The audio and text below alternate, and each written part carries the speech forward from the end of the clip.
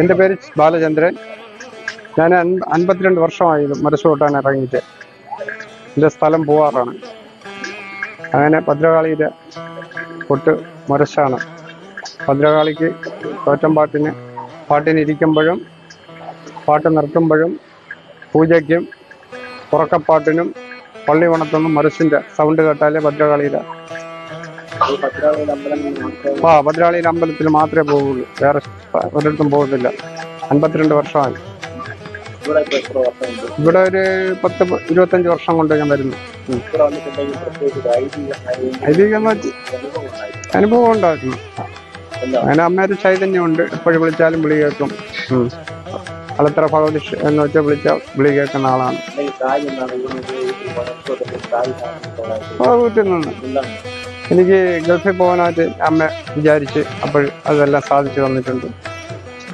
അമ്മ വിളിച്ചാൽ വിളി കേൾക്കണം. ഇതാണ് അളത്തറ ഭഗവതി.